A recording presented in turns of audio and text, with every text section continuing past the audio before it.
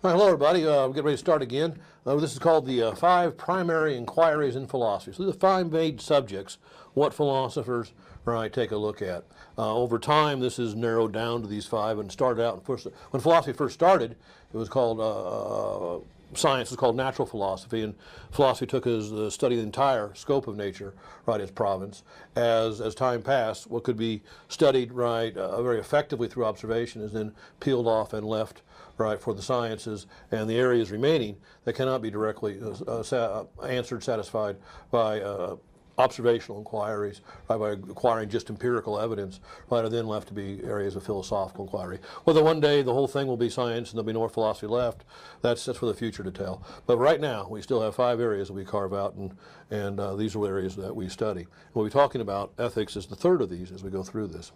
All right, so the first one is called epistemology. This is a study of what is and what is not a properly conducted inquiry, what is a justified belief, what is knowledge, what is a non-arbitrary belief. So how do we sort out the basic idea of what is a good reasoning process? If we're going to base our beliefs on reasoning and the evidence, we need to get a very good concept of what is evidence and what is reasoning and how these things work together, to create justified, warranted, assertable things, propositions as opposed to things that are unwarranted, should not be asserted, and are arbitrary, things like make-believe and speculation. Got to watch out for, metaphysics, this is what is real, what has existence, and what is illusion, what is fantasy, difference between truth and fiction.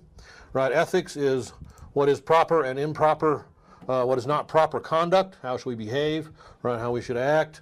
Political economics, what is and what is not the good society, what is not an acceptable way to produce and distribute our goods. So 2 questions that have been run together. Historically speaking, when we got Plato, Aristotle, they're just doing politics in the Middle Ages. There's really no options in your economic systems. It's a rural production mechanism. Most people are farmers.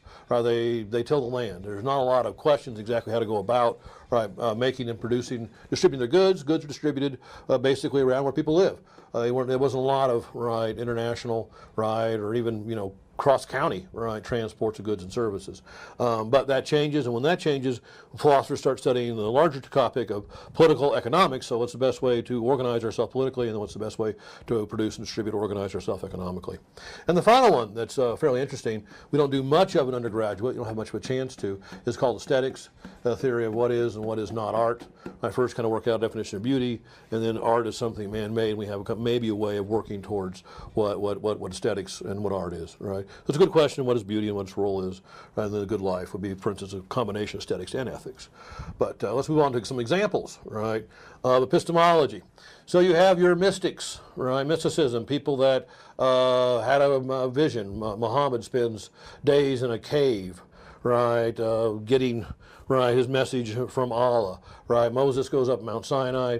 There are lots of examples of people who have these experiences that other people do not share. Yet nonetheless, these things are so vivid, so powerful, they think they're an application to other people. And this is what we call mysticism. It's neither good nor bad, but it's a private conception of truth and not a public conception of truth, and thus we don't use it in philosophy.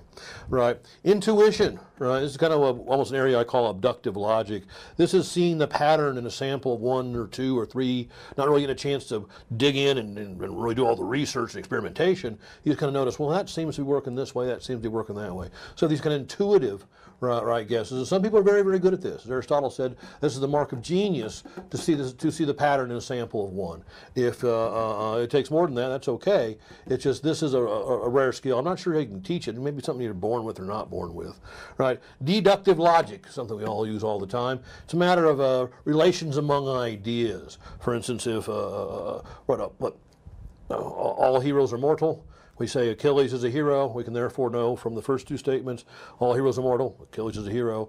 Therefore, Achilles is mortal. So deductive logic looks at the relationships between concepts, how they've been ordered, and if the conclusion was contained implicitly in the premises. So the conclusion simply makes explicit deductive logic what was already implicitly claimed in the leading statements, the premises that lead up to the conclusion that Achilles is mortal. The last 3 here: observation, refined observation, observation, highly refined observation. Observation, just simply looking around. I can look around this room and see there's more than 6 chairs in here. Very quick, very simple, doesn't take a lot of work. Of course, this has the attendant flaws. Right? There's all kinds of optical illusions, auditory illusions that can happen, and we can mistake something for what it's not.